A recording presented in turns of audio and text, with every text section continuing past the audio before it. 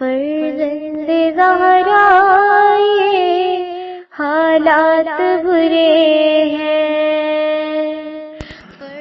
کاشانہ بصیرت ایک ایسا مکمل یوٹیوب چینل جس پر محروم بصارت کے لیے بالخصوص اور تمام افراد کے لیے بالعموم سینکڑوں کی تعداد میں اسلامی کتب دستیاب ہیں۔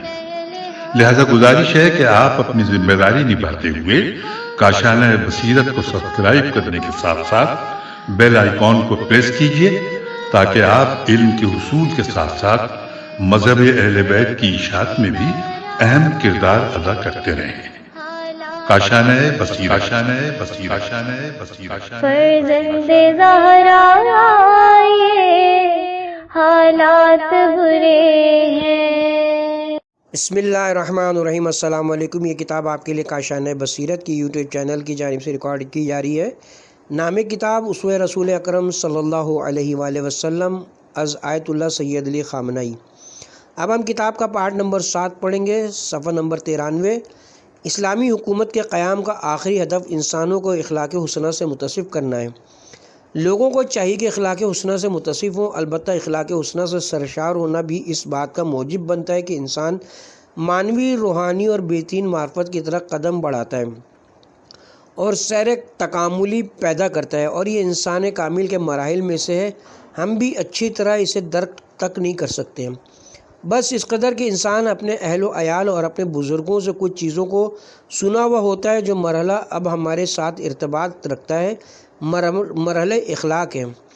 آپ دیکھ لیں، یہ سچ ہے کہ حضرت پیغمبر اکرم صلی اللہ علیہ وسلم کا فرمان ہے کہ انما بعثت لاتمم مکارم الاخلاق۔ یہ حدیث فریقین اسلام کے دونوں بڑے فرقوں کی بڑی کتابوں میں نقل کی گئی ہے، یعنی شیعہ اور سنی دونوں نے اسے نقل کیا ہے۔ اس انما کے اندر بہت ساری معنی پوشیدہ ہیں، یعنی میری بعثت کی بنیادی وجہ یہ کہ ہدف یہ ہے اور باقی ساری چیزیں مقدمہ ہیں۔ لا اتمم مکارم الاخلاق، یہاں تک کہ لوگوں کے درمیان، معاشرے کے اندر، انسانوں کے اندر اور اس امت کے اندر تمام لوگ اس سے بہرہ مند ہوں اور ہم سب انسان بن جائیں۔ ہم سب کو انسان بننا ہوگا۔ ہمیں انسانی اخلاقیات کو اپنے اندر تقویت بخشتے ہوئے پائے تکمیل تک پہنچانا ہوگا۔ یہ وہی اگلا قدم ہے اور بہت ہی اہمیت کا حامل بھی ہے۔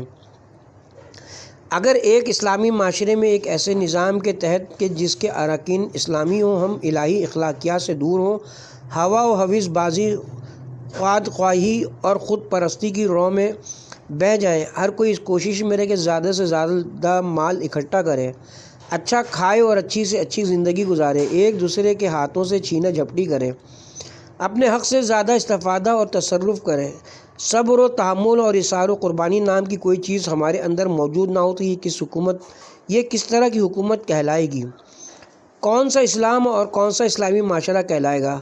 یہ وہ بنیادی مسئلہ ہے۔ میرے عزیزو، جان لو کہ آج دنیا اس چیز کی محتاج ہے۔ افسوس ہے کہ آج کی مادی دنیا اس خصوصیت سے بالکل ہی محروم ہے۔ شرع مقدس اسلام میں اخلاق الہیہ اور مکارم اخلاق کی اچھی طرح وضاحت اور اس کی تفصیلات بیان کی گئی ہیں، چاہے ان کا تعلق انسان کی شخصی زندگی سے مربوط ہے، جیسے صبر، شکر، اخلاص اور قناعت وغیرہ، یا ان باتوں کا تعلق ایک انسان کا دوسرے انسان سے مربوط ہے، جیسے صبر و تحمل، تواضع، ایثار اور لوگوں کی تکریم وغیرہ، یا ان باتوں کا تعلق اسلامی معاشرے سے ہے۔ اسلامی اخلاقیات کا دامن بڑا وسیع ہے۔ یہ وہی چیزیں کہ تمام انبیاء، اولیاء اور بزرگان دین نے اس سلسلے میں بڑی جافشانیاں عمل میں لائی ہیں، اور اسلام میں خود حضور اکرم صلی اللہ علیہ وسلم اور ائمہ طاہرین علیہم السلام اور بزرگان دین کی کوششیں اس لیے تھیں تاکہ ان باتوں کو عملی جامہ پہنا سکیں۔ البتہ ایک ظالم و جابر حکومت میں ممکن ہے اس طرح کی باتیں بہت ہی مشکل ہو جائیں، جیسا کہ ہم نے کہا کہ ایک ایسے نظام میں کہ جس کی بنیاد ظلم و طغیان گیری اور مادہ پرستی پر پڑی ہو، جیسے جہان عالم کی طاغوتی حکومتیں، تو فطری بات ہے کہ اس طرح کی چیزیں اتنی آسانی کے ساتھ ہاتھ نہیں آ سکتی، لیکن نظام اسلامی میں ان چیزوں کو بڑی آسانی کے ساتھ حاصل کیا جا سکتا ہے، اور آج دنیا ان چیزوں کی محتاج ہے۔ ہمارے معاشرے کو چاہیے کہ اساسی تحریک کو بعنوان متمم اصلی عظیم انقلاب اسلامی کے انجام دے، اور یہ عظیم تحریک 2 مرحلوں پر مشتمل ہو۔ ایک یہ کہ خود ہمارے درمیان نظام کو مستحکم کرتے ہوئے اسلامی اخلاقیات اور اقدار کو پروان چڑھانا، یعنی لوگوں کے درمیان اسلامی اخلاقیات اور اقدار کو اہمیت حاصل ہونا، کیونکہ اس ملک میں ایک طویل عرصے تک ظالم و جابر حکمرانوں کے دور میں اسلامی اخلاقیات اور اقدار اپنی اہمیت کھو چکے ہیں۔ ایک سچا انسان ناقص دید رکھنے والے کوتا بین لوگوں کی نظر میں سادہ لوح کہلاتا ہے، کیونکہ وہ سچا ہونے کی وجہ سے جو وہ دیکھتا ہے، جو وہ سمجھتا ہے، بول دیتا ہے۔ ان کی نظر میں ایک اچھا اور سمجھدار انسان وہ شخص کہلاتا ہے جو سچ نہ بولے، حقائق کو توڑ موڑ کر پیش کرے، دھوکہ دہی اور جعل سازی سے کام لے۔ یہ اقدار کو توڑ موڑ کر پیش کرنا ہے۔ طاغوتی حکمرانوں کے طویل عرصے میں ظالم و جابر اور فاسد و ضد اخلاق بادشاہوں کے دور حکومت میں یہی ہوتا آیا ہے۔ افسوس ہے کہ ہمارے ملک میں اخلاقی اقدار پر کاری ضرب لگ چکی ہے۔ البتہ انقلابی تحریک نے ہمارے معاشرے میں اخلاقیات کو پروان چڑھاتے ہوئے لوگوں کے دلوں اور روحوں میں تبدیلی لانے میں بڑا کردار ادا کیا ہے، اور اس سلسلے میں جانوں کی قربانیاں پیش کی گئی ہیں۔ اس حوالے سے مزید کوششیں جاری رکھنے کی ضرورت ہے۔ یہ اس کا پہلا مرحلہ ہے۔ اس کا دوسرا مرحلہ یہ کہ آپ ان باتوں کو دنیا کو یاد کرائیں، انہیں سکھائیں۔ آج دنیا کو ان باتوں کی اشد ضرورت ہے۔ عالمی سطح پر بنی نوع انسان اخلاقی فقدان کی وجہ سے مسائل کا شکار ہے۔ ایسے میں اسلام اور مسلمان اخلاقی اقدار کو تحفے کے طور پر دیگر ملتوں کے سامنے پیش کر سکتے ہیں۔ عصر حاضر کے انسانی معاشروں کے زوال اور انحطاط میں عالمی استکبار کا کردار۔ افسوس ہے کہ آج عالمی استکبار کا سب سے بڑا جرم یہ ہے کہ وہ اپنے قول و فعل کے ذریعے جھوٹ، فریب، جعل سازی اور بیہودہ باتوں کو دنیا میں پھیلا رہا ہے اور انہیں وسعت اور رواج دے رہا ہے۔ آج آپ اس بات کو اچھی طرح ملاحظہ کر رہے ہیں کہ دنیا کی استکباری طاقتوں میں کہ جن میں سر فہرست امریکہ کا نام آتا ہے، کچھ ایسے افراد بھی ہیں جو دنیا میں سب سے زیادہ دہشت گردی میں ملوث رہے ہیں۔ حال ہی کی بات ہے کہ امریکہ کے ایک سیاستدان نے دعویٰ کیا تھا کہ گواتمالا کے قتل عام اور بے شمار لاپتہ ہونے والے افراد نے جو دنیا کو اپنی طرف متوجہ کیا ہوا تھا، یہ کام CIA کا تھا۔ امریکہ کی اس جاسوس ایجنسی نے اپنے مخالفین کو ایک ایک کر کے قتل کیا اور ان کے نام و نشان تک کو مٹا دیا تھا۔ ان باتوں کا آج پتہ چلا ہے۔ دنیا کی ہر جگہ خصوصاً لاطینی امریکہ اور اسی طرح دنیا کے دیگر علاقوں میں انہوں نے لوگوں کا قتل عام کیا ہے اور وہاں پر بغاوتوں کو ہوا دیا ہے اور اس قسم کے دوسرے غلط کاموں میں ملوث ہوئے ہیں۔ ایران میں تو ہم خود اس بات کے گواہ ہیں اور ہم نے خود اپنی آنکھوں سے اس طرح کے مناظر کو دیکھ چکے ہیں۔ دوسری جگہوں میں بھی بالکل اسی طرح ہوا ہے۔ یہ لوگ دنیا کے بدترین دہشت گردوں کی حمایت کرتے ہیں، انہیں پناہ دیتے ہیں اور ان دہشت گردوں کے ساتھ دوستانہ تعلقات استوار کرتے ہیں، انہیں قدر کی نگاہوں سے دیکھتے ہیں، ان کی مالی معاونت کرتے ہیں۔ آج بھی یہ سلسلہ جاری ہے۔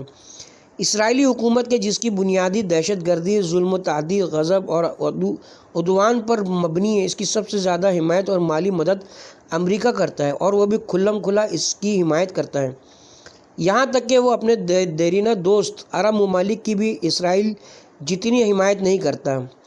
آج امریکہ اس خطے میں اپنے ان پرانے دوست ممالک کو اتنی مدد نہیں کرتا جتنی وہ اسرائیل کی کرتا ہے، کیونکہ حقیقت میں وہی اس کا اصلی دوست ہے۔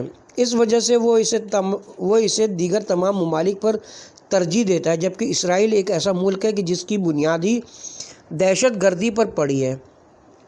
جب سے یہ حکومت معرض وجود میں آئی ہے، دہشت گردی اپنے مخالفین کا شکار، جھوٹ، ظلم، لوگوں کی نابودی، اجتماعی قتل و غارت گری جیسے مسائل نے بھی جنم لیا ہے۔ لہذا اس کی حمایت در حقیقت دہشت گردی کی حمایت کرنا ہے۔ اس کے باوجود آج بھی دہشت گردی کے خلاف جنگ کا علمبردار بھی امریکہ ہی بنا ہوا ہے۔ آپ اچھی طرح دیکھ لیں، جھوٹ اور فریب کاری کا مطلب بھی یہی ہے۔ اخلاقی اقدار سے دوری، انسان کی اخلاقیات سے محرومی کا مطلب یہی ہے۔ اس دنیا میں سب سے زیادہ دکھ کی بات یہ ہے، اور اس بات پر جتنا بھی غم و غصے کا اظہار کیا جائے کم ہے۔ آپ دیکھ لیں کہ آج دنیا میں جو لوگ اعلیٰ انسانی اقدار اور فضیلتوں کے دعوے دار ہیں، وہی لوگ در حقیقت ان کے سب سے بڑے دشمن ہیں۔ آج دنیا تمہارے پیغام اور تمہاری راہ کہ جس پر تم لوگ گامزن ہو، قرآن اور بعثت نے جس راستے کی نشاندہی کی ہے زیادہ محتاج ہے، لیکن تم اس پیغام کو اس وقت پوری دنیا تک پہنچا سکتے ہو جب تم نے خود اسے سمجھا اور اس پر عمل کیا ہو۔ عید مبعث کے موقع پر مملکت کے اعلیٰ عہدیداروں سے خطاب، 9 دسمبر 1996۔ نبی اکرم صلی اللہ علیہ وسلم کے وجود کا انسانی فہم و ادراک سے بالاتر ہونا۔ سب سے پہلے میں یہ بیان کرتا چلوں کہ نبی اکرم صلی اللہ علیہ وسلم کے مقدس وجود اور اس نورانی ہستی کی معرفت حاصل کرنا ہم جیسے لوگوں کے بس کی بات نہیں ہے۔ اس معظم و مکرم وجود اور پوری تاریخ انسانیت کی اس اعلیٰ ترین ہستی اور اس عالم وجود میں عزیز ترین مخلوق کی حقیقت مادی پہلوؤں سے کہیں بالاتر ہے۔ انسان اپنی عقل، تجربے اور حواس کے ذریعے ذہانت و فطانیت، دانائی اور تجربوں سے جو چیز حاصل کرتا ہے اور کسی شخصیت کو اعلیٰ و عرفہ مقام و منزلت پر تصور کرتا ہے، ایک کو دوسرے پر اور پھر دوسرے کو تیسرے پر فوقیت دیتا ہے۔ لیکن یہ اعلیٰ ترین ہستی ان سلسلہ مدارج سے بہت بلند ہے۔ اگر کوئی ایک بھی آیت یا روایت اور کوئی ایک شرعی ثبوت موجود نہ ہوتا تو انسان دلائل اور نشانیوں سے سمجھ سکتا تھا۔ یہ مطلب انتہائی اعلیٰ و عرفہ جو ان معنی کو سمجھنے والے ہیں وہ اس نورانیت کا ادراک کر سکتے ہیں۔ ہم اسی ظاہری حواس اور اپنی محدودیت کے ساتھ اس محبوب اور عظیم مخلوق کو دیکھتے ہیں، پہچانتے ہیں اور محسوس کرتے ہیں۔ ان پہلوؤں میں بھی کہ جنہیں تمام انسان سمجھ سکتے ہیں، اس عظیم الشان مخلوق کا کسی بھی بڑے انسان سے موازنہ نہیں کیا جا سکتا۔ مثلاً آپ ملاحظہ فرمائیے علی بن ابی طالب علیہ السلام کا مقدس وجود، جنہوں نے ماضی اور حال کی بہت سی عالم و فاضل شخصیات کی توجہ اپنی طرف مبذول کرایا ہے اور انہوں نے آپ کو ایک عظیم الشان اور مافوق الفطرت شخصیت کا مالک قرار دیا ہے۔ لیکن یہی شخصیت عظمت کے ان تمام پہلوؤں کے ساتھ نبی اکرم صلی اللہ علیہ وسلم کے مقدس وجود کے سامنے ایک شاگرد، ایک چھوٹا بچہ اور وہ شخص ہے کہ جو اس عظمت کے سامنے اپنی کوئی حیثیت نہیں سمجھتا۔ اس طرح آپ ملاحظہ کیجئے کہ پیغمبر اکرم کے باعظمت وجود میں کہ جو بحر بیکراں کی مانند ہے، امیر المومنین علیہ السلام کی شخصیت گم ہو جاتی ہے۔ اس سے آپ کی عظمت کے پہلوؤں کا اندازہ لگایا جا سکتا ہے۔ آپ سے محبت اور عقیدت وہ واحد نقطہ ہے جس میں مسلمانوں کے درمیان کوئی اختلاف نہیں ہے صلی اللہ علیہ وآلہ وسلم۔ جو چیز ہماری آج کی دنیا سے تعلق رکھتی ہے اور وہ نقطہ کہ جس پر میں بار بار تاکید کرتا ہوں وہ یہ کہ اسلامی فرقوں کے درمیان کہ آج مسلمانوں کی بہت سی مشکلات اور مسائل ہیں اور ان کا سامنا ہے اور مسلمانوں کو ان سے باہر نکلنے کے لیے ہر وسیلہ اور ہر ذریعہ استعمال کرنا چاہیے۔ ایک مسلمہ نقطہ موجود ہے کہ اس نقطے میں ان کے درمیان کوئی اختلاف نہیں، حتیٰ کہ توحید کے عقیدے میں بھی کہ جو متفقہ علیہ ہے۔ ممکن ہے کہ کسی کے پاس کوئی تشریح اور بات ہو جسے دوسرے قبول نہ کرتے ہوں، لیکن اس نقطے میں کوئی اختلاف نہیں ہے اور یہ پیغمبر اکرم حضرت محمد بن عبداللہ صلی اللہ علیہ وسلم سے محبت و عقیدت ہے۔ یہ اجتماع اور اتحاد کا ایک محور ہے اور اس پر کوشش کی جانی چاہیے۔ ہم نے پہلے بھی یہ کہا ہے، بعض باہمت لوگوں نے بھی کوشش کی کہ اس بنیاد پر مسلمانوں کے فرقوں کے درمیان اتحاد پیدا ہو جائے۔ آج بھی وہ لوگ جو باہمت ہیں انہیں اس بنیاد پر بھرپور طریقے سے توجہ دینا چاہیے اور مسلمانوں کو اس نقطۂ وحدت کی طرف متوجہ کرنا چاہیے۔ عصر حاضر میں عالم وجود کو لاحق بیماریوں کا بنیادی علاج، اس مولود کی برکتوں کی مناسبت سے میں عالم اسلام سے متعلق مسائل کے بارے میں ایک جملہ عرض کروں گا، اور وہ یہ جملہ ہے کہ مسلمان اپنی صورتحال کو سمجھیں اور جان لیں اور محسوس کریں کہ دشمنان اسلام نے مسلمانوں کے مستقبل کے لیے کتنے وحشتناک خواب دیکھے ہیں اور انہوں نے اب تک کیا کچھ انجام دیا ہے۔ اس کے علاوہ صرف اس صورتحال سے آگاہی اور واقفیتی بیدار مسلمانوں کو علاج کی طرف توجہ کا باعث ہونا چاہیے۔ یہ کوئی سادہ اور معمولی کام نہیں ہے، مگر 2-3 بنیادی نقطے اہمیت کے حامل ہیں۔ پہلے درجے میں مسلمانوں کی وحدت و اتحاد کا مسئلہ، اس اتحاد کے اس معاملے کو تمام اسلامی فرقوں کو چاہیے وہ شیعہ ہوں یا سنی، چاہے اہل سنت کے مختلف مکاتب فکر ہوں یا شیعہ کے سنجیدگی سے لینا چاہیے۔ آج مسلمانوں کو وحدت اسلامی کے مسئلے کو سنجیدگی سے لینا چاہیے۔ وحدت اسلامی کا معنی بھی معلوم ہے۔ مقصود یہ نہیں کہ تمام مذاہب ایک مذہب میں ضم ہو جائیں۔ بعض لوگ اتحاد کو حاصل کرنے کے لیے مذاہب کی نفی کرتے ہیں۔ مذاہب کی نفی مسئلے کا حل نہیں ہے۔ مذاہب کا اثبات مشکلات اور مسائل کو حل کرتا ہے۔ یہی مذاہب اپنے دائرۂ کار میں اپنے معمول کے کام انجام دیں، لیکن ایک دوسرے کے ساتھ تعلقات اچھے رکھیں۔ میں اپنی آنکھوں سے سازشی ہاتھوں کو دیکھ رہا ہوں کہ خاص طور پر گزشتہ برسوں کے دوران اس حملے کے بعد جو انہوں نے انقلاب کی کامیابی کے بعد شروع کیا، لیکن اسلامی انقلاب اور ہمارے عظیم الشان رہبر اور بزرگوار امام خمینی کے ٹھوس اقدام سے یہ ناکام ہو گیا۔ وہ مسلمانوں اور مذاہب کے درمیان اختلاف اور تفرقہ ڈالنے کی کوشش کرتے رہے۔ دشمن ہمیشہ سے مسلمانوں کے اتحاد کے مخالف رہے، تاریخ اس بات کی گواہ ہے۔ لیکن آج جبکہ اسلام کا عظیم پرچم دنیا کے اس علاقے میں عظمت و عزت کے ساتھ لہرا رہا ہے، تو وہ پہلے سے زیادہ وحدت اسلامی سے ڈر رہے ہیں۔ میرے عزیزوں، اس بڑی دنیا میں اسلامی جمہوریہ کی موجودگی، اس طاقتور حکومت، مضبوط آزاد اور خود مختار نظام، اس شجاع سربلند فعال کارآمد اور مومن قوم، اس بڑے ملک اور انقلاب کی موجودگی نے کہ جس نے آج اکثر میدانوں میں اپنی کامیابی ثابت کی ہے، خود اسلامی انقلاب کی کامیابیوں اور اس کے بعد دشمنوں کی طرف سے مسلط کردہ جنگ کے دوران اور مکمل صورت میں اپنی قومی وحدت کا تحفظ کیا ہے۔ اس بات نے دشمنان اسلام کو سخت تشویش میں ڈال دیا ہے۔ وہ ڈر رہے ہیں کیونکہ وہ دیکھ رہے ہیں کہ یہ انقلاب کشش رکھتا ہے۔ دنیا میں جہاں پر بھی کوئی مسلمان ہے، جب وہ سر اٹھاتا ہے اور اس کی نظر اس لہراتے ہوئے پرچم پر پڑتی ہے تو اس میں جوش پیدا ہو جاتا ہے اور اس میں اسلامی جذبات اور احساسات زندہ ہو جاتے ہیں۔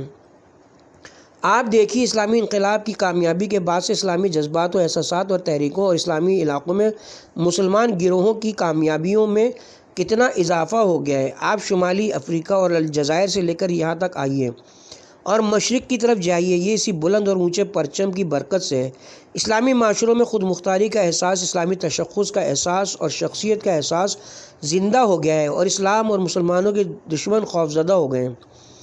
جن لوگوں نے مسلمانوں کو کمزور، مردہ دل اور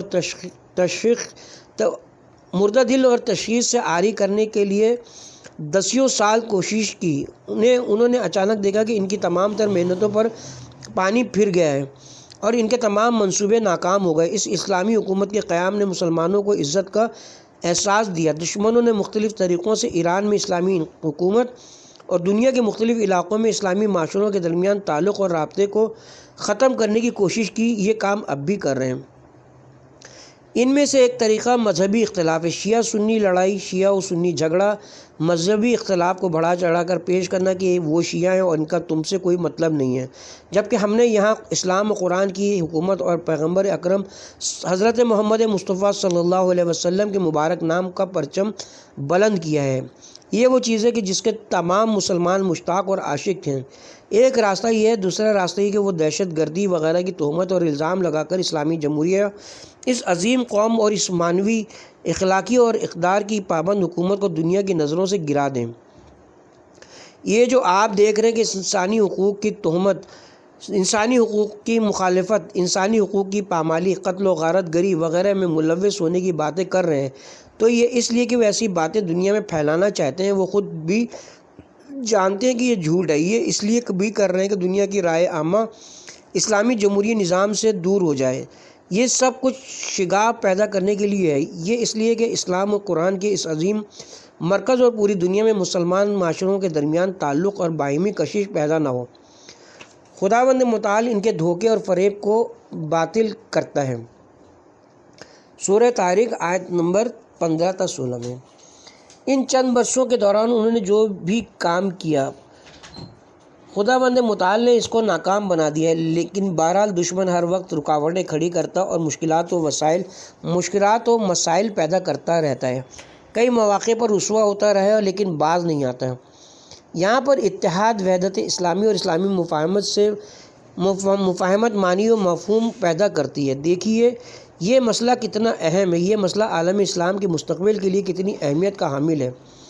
یہ ایسا مسئلہ نہیں کہ جسے آسانی سے نظر انداز کر دیا جائے۔ سب کو چاہیے کہ وہ اپنے آپ کو اس کلام کا مخاطب سمجھے۔ میں سب سے مخاطب ہوں، اہل سنت سے بھی اور شیعہ سے بھی، مصنفین سے بھی اور شعراء سے بھی، اور ان لوگوں سے بھی کہ جنہیں عوامی مقبولیت حاصل ہے۔ وہ بات کرتے ہیں تو اس کو سننے والے موجود ہیں۔ سب کو یہ حقیقت جان لینی چاہیے اور دشمن کو پہچان لینا چاہیے۔ محتاط رہیے کہ دشمن آپ کے مورچے میں نہ گھسائے۔ محتاط رہیے کہ آپ دشمن پر حملہ کرنے کے بجائے خود اپنے اوپر حملہ نہ کر بیٹھیں، حالات سے آگاہ رہیں، یعنی دشمن، دوست اور مقابلے کے میدان کو پہچانیے۔ یہ بہت ہی اہم ہے۔ میرا خطاب سب سے، شیعہ و سنی کی بات نہیں ہے، کوئی فرق نہیں ہے، ایرانی اور غیر ایرانی کی بات نہیں ہے۔ ایران میں خوش قسمتی سے ہمارا اہل سنت بھائیوں کے ساتھ کوئی تنازع نہیں ہے۔ انقلاب کے بعد کے 17-18 برسوں کے دوران ہم نے ہمیشہ پیار، محبت اور بھائی چارگی سے زندگی گزاری۔ ہم خدا کا شکر ادا کرتے ہیں ہمارے بھائیوں نے ان علاقوں میں کہ جہاں اہل سنت کی زیادہ آبادی ہے، اسلامی نظام اور حکومت کی زیادہ مدد کی ہے۔ مسئلہ عالم اسلام کا، یہ اسلام کے مستقبل کا مسئلہ ہے۔ مسلمانوں کو اپنی کامیابی کے لیے دستیاب مختلف وسائل سے استفادے کی ضرورت۔ میرے عزیزو، آج حکومتیں، ممالک، عالمی ادارے اور تنظیمیں زندگی کی جدوجہد کے میدان میں اپنی کامیابی کے لیے اپنے تمام وسائل، جغرافیائی وسائل، تاریخی وسائل اور قومی وسائل سے استفادہ کرتے ہیں، تو مسلمان پروردگار کی طرف سے عطا کردہ اس عظیم امکان اور وسیلے سے استفادہ کیوں نہیں کرتے؟ آج مسلمانوں کا جغرافیائی علاقہ دنیا کے اہم ترین علاقوں میں سے ہے۔ ان کے ممالک قدرتی دولت کے لحاظ سے دنیا کے دولت مند ترین ملکوں میں شامل ہیں۔ آج یورپ کے لیے ایشیا کا دروازہ، ایشیا اور افریقہ کے لیے یورپ کا دروازہ، اور یورپ اور ایشیا کے لیے افریقہ کا دروازہ مسلمانوں کے پاس ہے۔ یہ اسٹریٹجک علاقہ اور بابرکت سرزمین کے جو مسلمانوں کے پاس ہے، آج تیل و گیس اور ان جیسے وسائل سے مالا مال ہے، جس کی انسان کو اپنے تمدن کے لیے روزانہ کی بنیادوں پر ضرورت ہے۔ 1 ارب اور کئی کروڑ افراد مسلمان ہیں، یعنی دنیا کی آبادی کے 5ویں حصے سے زیادہ۔ یہ ساری آبادی ایسے علاقے میں، اور وہ بھی اس علاقے کے قلب میں، یعنی ایران اسلامی میں، کہ جو آج عالم اسلام کا قلب اور اصلی مرکز ہے۔ پرچم اور اسلام بلند کیے جانے سے استفادہ کیوں نہیں کرتے؟ یہ ایک عظیم امکان اور وسیلہ مسلمانوں کے پاس ہے۔ سیاست سے دین کی جدائی کا وسوسہ کہ ایک دن انگریزوں نے کہا، دوسرے دن امریکیوں نے اس کی تجویز کی، اور تیسرے دن ان کے ایجنٹوں اور پٹھوں نے اس کا راگ الاپا، اس لیے ہے کہ مسلمان اس امکان و وسیلے اور اس پوزیشن کو بھول جائیں۔ اس سلسلے میں سب سے زیادہ فریضہ خواص کا بنتا ہے، یعنی علماء، روشن خیال افراد، شعراء، خطبہ، صحافی اور عوامی حلقوں میں اثر و رسوخ رکھنے والے افراد کا فریضہ ہے۔ یہ وہ لوگ ہیں کہ جن پر سب سے زیادہ ذمہ داری عائد ہوتی ہے۔ اب وقت آ پہنچا کہ عالم اسلام خود کو پہچانے اور اسلام کو الہی صراط مستقیم اور راہ نجات کے طور پر منتخب کرے اور اس راستے میں مضبوطی سے قدم بڑھائے۔ اب وقت آ پہنچا کہ عالم اسلام اپنے اتحاد کی حفاظت کرے اور مشترکہ دشمن کے مقابلے میں کہ جس سے تمام اسلامی گروہوں نے نقصان اٹھایا، یعنی سامراج اور صہیونزم، متحد ہو کر ڈٹ جائیں، ایک ہی نعرہ لگائیں، ایک ہی بات کہیں اور ایک ہی راستہ طے کریں۔ انشاءاللہ پروردگار کی تائید اور حمایت بھی حاصل ہوگی اور آگے بھی بڑھیں گے۔ ہمیں امید ہے کہ خداوند متعال مسلمان معاشروں کو بیداری عطا فرمائے گا، اسلامی حکومتوں کو اپنے فرائض سے آشنا کرے گا۔ خدا ہم سب کو اس الہی صراط مستقیم پر ثابت قدم رکھے اور حضرت ولی عصر کے قلب مقدس کو مسلمان معاشروں کی طرف متوجہ فرمائے اور اس بزرگوار کی دعا تمام مسلمان گروہوں کے شامل حال قرار دیں۔ حضرت رسول اکرم صلی اللہ علیہ وسلم اور امام جعفر صادق علیہ السلام کی ولادت باسعادت کے موقع پر وحدت اسلامی کانفرنس کے شرکاء سے خطاب، 23 جولائی 1997۔ مسلمانوں کو پیغمبر اکرم صلی اللہ علیہ وسلم کی بعثت پر توجہ اور اس میں غور و فکر کی ضرورت۔ اگر ہم انسانی تاریخ میں رونما ہونے والے واقعات میں سے بنی نوع انسان کو جس قسم کے واقعات کا سامنا کرنا پڑا ہے، انبیاء علیہ السلام کی بعثت کے واقعات کو انسانی سرنوشت میں سب سے اہم اور مؤثر قرار دیں تو جو کہ حقیقت میں بھی ایسا ہی ہے۔ پیغمبر اکرم صلی اللہ علیہ وسلم کی بعثت کا واقعہ تاریخ بشریت میں پیش آنے والے چھوٹے بڑے تمام واقعات میں سر فہرست قرار پائے گا۔ بنی نوع انسان کے لیے تاریخ کے بڑے بڑے انقلابات سے لے کر قوموں کی موت و حیات یا بڑے بڑے لوگوں کے اس دنیا میں پیدا ہونے اور چلے جانے سے لے کر گوناگون مکاتب فکر کے وجود میں آنے کے واقعات کی اہمیت انبیاء علیہ السلام کی بعثت کے برابر نہیں ہے۔ جیسا کہ آج آپ دیکھ رہے ہیں کہ بنی نوع بشر کی فکر اور ذہن کی وہ تصویریں باقی بچی ہیں جو ادیان نے ان کو عطا کی ہیں، اور قیامت تک ایسا ہی ہوتا رہے گا۔ اگرچہ آج بھی دنیا میں بہت سارے ایسے لوگ موجود ہیں جو براہ راست اپنے آپ کو نبی اکرم صلی اللہ علیہ وسلم کی بعثت کے ذوفشاں کرنوں کے زیر اثر قرار نہیں دیتے، یعنی غیر مسلمان، لیکن وہ لوگ کبھی اس بعثت کی برکات سے وہ لوگ بھی اس بعثت کی برکات سے مستفید ہو رہے ہیں۔ بے شک انسان کا علم اور تمدن، انسانوں کے درمیان رائج اچھائیاں، نیک عادات اور اس قسم کی بہت ساری چیزیں اگرچہ بظاہر کسی دین سے متصل نہ ہوں تو بھی ان کی جڑیں جا کر ادیان اور معارف الہی سے ہی جا ملتی ہیں، اور ان میں سے سر فہرست نبی اکرم صلی اللہ علیہ وسلم کی بعثت ہے۔ لیکن پھر بھی بنی نوع انسان کے تمام افراد آنے والے دور میں اس سے بھی زیادہ ان برکات سے استفادہ کریں گے، لہٰذا ہم کہہ سکتے ہیں کہ بعثت کا واقعہ انسانی تاریخ کا سب سے بڑا، مہم ترین اور نمایاں واقعہ ہے۔ مناسب یہی کہ مسلمان اس واقعے کے بارے میں زیادہ سے زیادہ غور و فکر کریں۔ عالم اسلام کو درپیش مسائل کا انکار نہیں کیا جا سکتا اور نہ ہی انہیں نظر انداز کیا جا سکتا۔ اسلامی معاشرے آج بھی جن کمزوریوں کا شکار ہیں چھوٹا نہیں سمجھ سکتے۔ ایک بار اس عالم میں ایک تجربے کا اتفاق ہو چکا ہے، اور وہ تجربہ انسانوں کی زندگی پر بطور کامل اسلام کی حاکمیت خود نبی اکرم صلی اللہ علیہ وسلم کے دور حیات اور صدر اسلام کے ایک مختصر عرصے میں کا تجربہ تھا۔ اس تجربے کی برکات سے نوبت یہاں تک پہنچی کہ امت مسلمہ اس دور کی سب سے بڑی امت بن کر ابھری اور علم و معرفت، تہذیب و تمدن اور اخلاق و ترقی کا ایسا ناقابل فراموش مشعل روشن کیا کہ آج بھی بشریت اس کی نورانی کرنوں سے مستفید ہو رہی ہے۔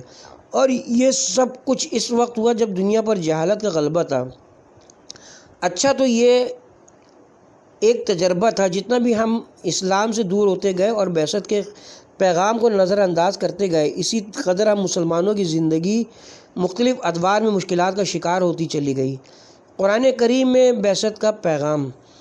بعثت کے پیغام کو قرآن کریم اور نمایاں چیزوں میں تلاش کیا جا سکتا ہے۔ میں یہاں پر اس پیغام کے دو حصوں کی طرف اشارہ کرنا چاہتا ہوں۔ آپ ملاحظہ فرمائیں کہ یہ چیزیں ہم مسلمانوں کے لیے کس قدر اہم ہیں اور کس طرح ہمیں راستہ دکھاتی ہیں۔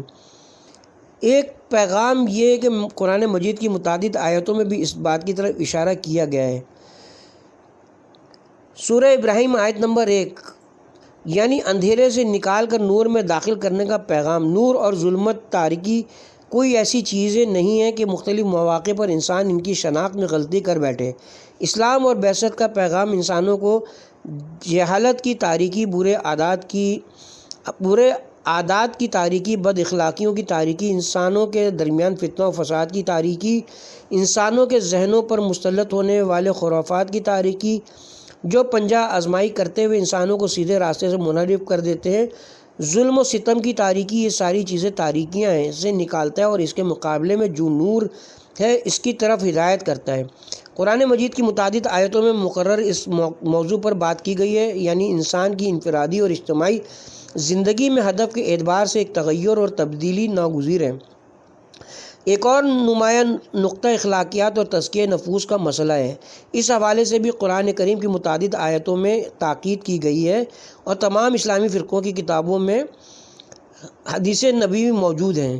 غور کیجئے کہ جس معاشرے میں اخلاق حسنہ اور مکارم اخلاق رائج ہوں، انسان اچھے اور نیک صفات جیسے عفو و درگزر، احسان، عدل و انصاف، علم اور حق طلبی سے متصف ہوں، لوگوں کے ساتھ عدل و انصاف کا سلوک ہو رہا ہو، ان کے درمیان بری صفات نہ پائی جاتی ہوں، تو وہ کسی بہشت میں رہ رہے ہوں گے۔ وہ کیسی بہشت میں رہ رہے ہوں گے؟ آج انسان انہی چیزوں کے ہاتھوں تکالیف اٹھا رہا ہے۔ دنیا میں انسانوں کو درپیش مسائل اور پریشانیاں اور دنیا میں سیاسی بغاوتوں کی جڑیں بھی انہی اخلاقی تباہ کاریوں سے جا ملتی ہیں۔